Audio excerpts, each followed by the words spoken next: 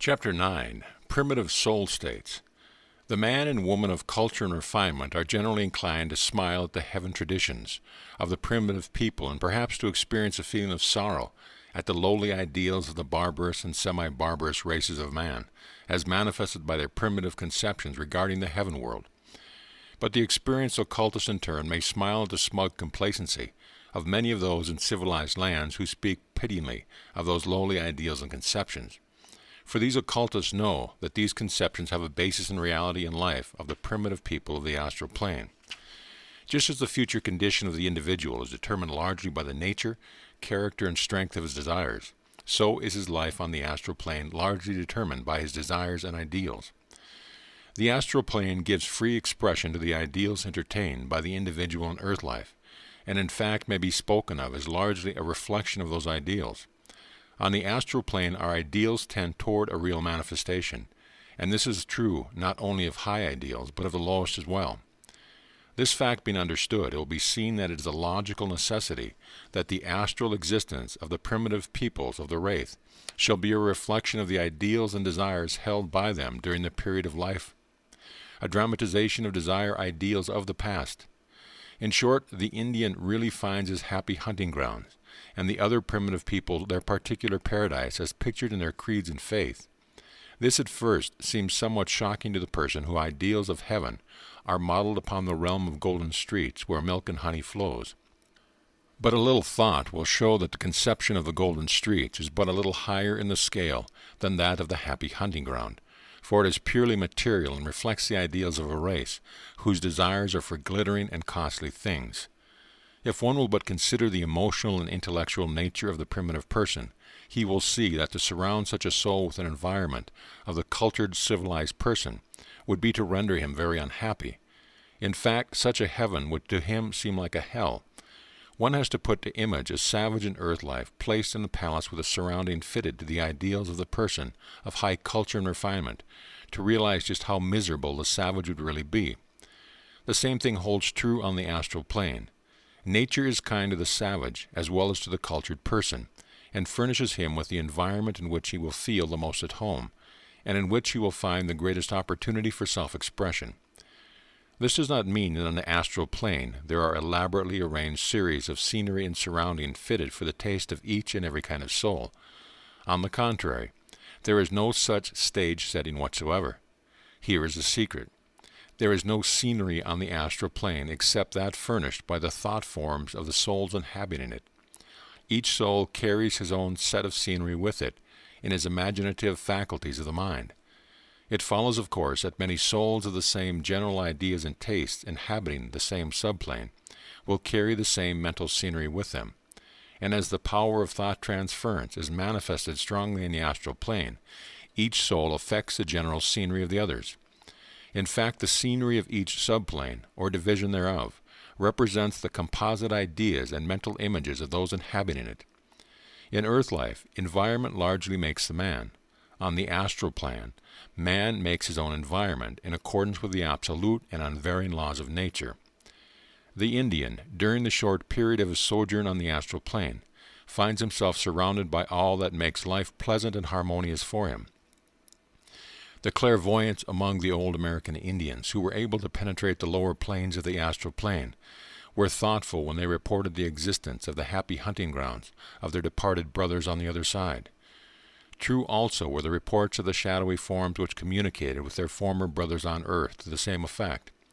The heaven world of the Red Indian was precisely as his medicine man had taught him it would be.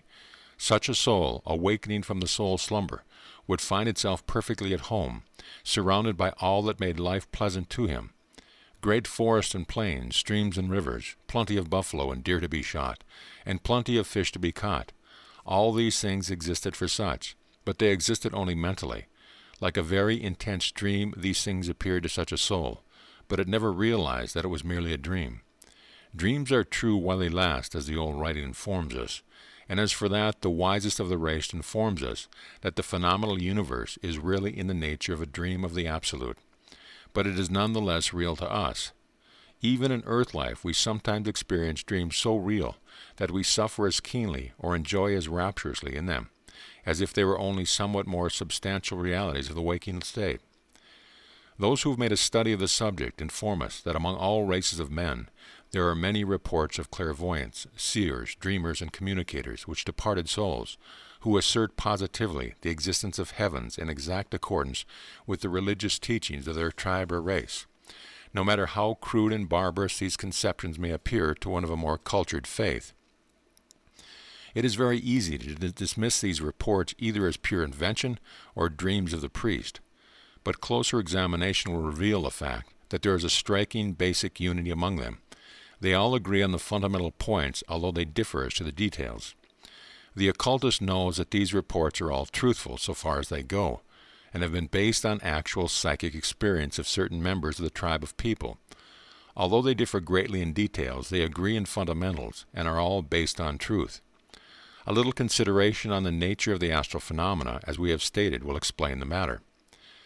These primitive souls spend a brief existence on the lower astral planes, to which they have been attached and develop newer and fuller ideals and desires, which will blossom and bear fruit in their next earth incarnation. Moreover, they wear out and outlive certain of their lower desires and ideals, and in this way make way for the spiritual evolution, which is ever seeking to unfold on the astral. Serves to unfold these souls a little, only a very little, it is true, but every little is a gain. Moreover, as the astral life, and usually the earth life, of the savage is comparatively brief, these souls really make considerable progress in a given space of time. They may live 100 earth lives in the corresponding astral life, while a more highly developed soul is earning its spiritual rest on the higher astral plane. Compensation and equity is found here, as elsewhere in the life process. One of the greatest gains of the savage soul on the astral plane is that of the development of comradeship and fellow feeling. This is caused by the reunion of the soul with its friends on earth life and the joy felt thereof. Moreover, the animosities of earth life are softened by the nature of the life on the astral. For with the bounteous supply of all that the savage soul craves, there is far less opportunity for jealousy and rivalry than on earth. And accordingly hate is stilled, and comradeship and elementary friendship, the budding of universal love, are encouraged. Each trip to the astral plane burns out a little more of the lower nature and awakens a little more of the higher. Otherwise, there would be no progress for the race in repeated lives. Each soul, no matter how undeveloped it may be, learns a little more of that feeling of unity and oneness each time it is relieved of the stress of the physical body, so that we may see that even in these crude heavens of the primitive people, there is the opportunity and the certainty of progress. Happiness begets love, and the soul responds to the stimulus. The primitive soul abides but a short time on the astral plane to which it is attached. It soon wears out its limited opportunity for expression, although to the soul itself eternity seemed to have been past. It soon feels the drowsiness of the sleep, which precedes rebirth overtaking it, and falling into a state of coma, it awakes the attraction of karma, which shortly leads it into a new body, to again study the lesson of life, and to live and outlive that which it finds within itself. The attraction of earth life is strong in such a soul, and the law of attraction soon draws it back to the scenes of earth.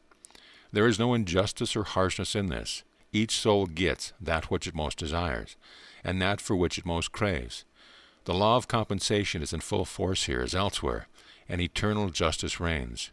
All is well, even with such lowly souls, and they are all on the path. End of chapter.